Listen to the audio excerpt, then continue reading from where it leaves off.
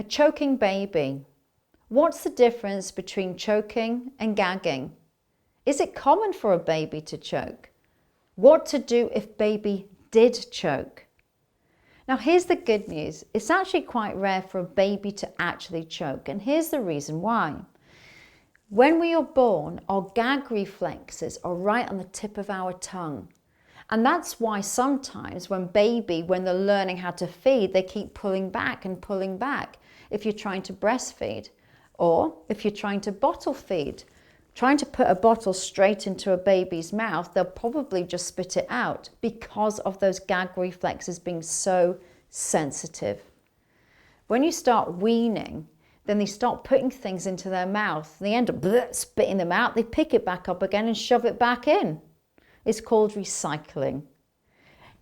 Because of those gag reflexes being so sensitive, that is why it's rare. But as baby gets older and older, and the mouth gets used to having objects in the mouth, it could be their fists, the toys, the teething, then the gag reflexes get fed up and they start moving further and further and further back to the back of their throat. It's more chance of a child choking and an adult choking than what it is for a baby. But gagging, let's look at that. Gagging is when a baby is making sound, peculiar sound. I'm just going to try and give you a demonstration. It's not going to be my finest moment. It could be, that's gagging. If they're making sound, leave them. I don't mean leave them as in the room, but let them sort it out themselves. Most of the time they can. So how do we know if they're choking? It's quite simple. They're going to be silent. It's the silent is when you must step in and help them. There's a chance that they're going to start turning pale and blue. They do need help from you. So we need to get baby out of the high chair, or they might be sitting on your knee. It's essential, that you're going to support their little cheeks, holding their head. Of course, you don't want to put your hand around their throat because that's not sensible. So supporting the little cheeks. We want to make sure that we get baby over. So long as baby is supported by my legs, which baby is, that's absolutely fine. The first thing that we're going to do is we're going to give baby back blows. I know it sounds horrid, but you really have to do it. We're going to use the heel of our hand and we're going to give back blows right between their shoulder blades. The reason why we give these back blows is when we give one, it causes a vibration in their airway. And it's that vibration that can loosen the object that they're choking on, and it can dislodge with ease. 80% of the time, these back blows will be effective. So I'm just checking to make sure if I see the object dislodge, I'm going to stop. We're going to give up to 5 back blows. They have to be firm. The baby is in a nice, neutral, straight position. We don't want the head back because you're going to compromise the airway. So nice, neutral and flat. Heel of the hand right between the shoulder blades, up to 5 back blows. 1, 2, 3,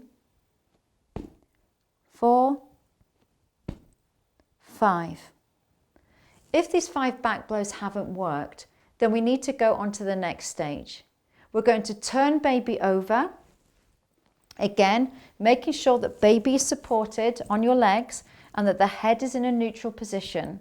You don't want the chin down and you don't want the head back. Nice and straight. Now on a baby, because they're a lot smaller, they've got a lot of soft tissue. And we don't want to press down on the soft tissue because this can cause further harm to the baby. What we wish to do on a baby is what we call chest thrusts.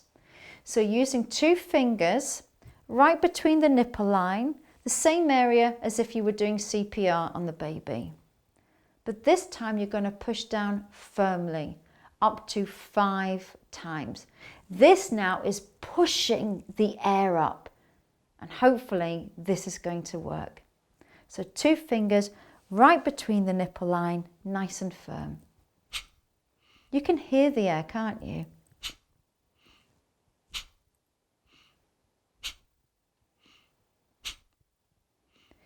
If the object hasn't dislodged after you've done the 5 back blows and 5 chest thrusts, it's essential that you get your phone and get emergency services on the way.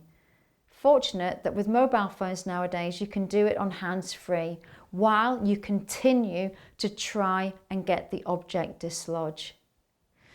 Once again, you need to make sure that you get baby over, head is into neutral. You're going to repeat the process. Heel of the hand right between the shoulder blades, causing that vibration in the airway. Nice and firm. 1, 2, 3, 4, 5. If it still hasn't dislodged, it normally has by now, I just want to say that, but if it hasn't, you need to turn the baby over again, making sure you're supporting baby on your legs. And I'm going to give the chest thrust one more time. Head is nice and straight. 2 fingers, center of the nipple line, and we're going to push up to 5 times. 1, 2, 3, 4, 5. And you would continue. It is very rare for them to continue choking after you've done this process a couple of times. Once it dislodges, I can guarantee you baby is going to cry. And if this happens at this time, it is the sound of joy.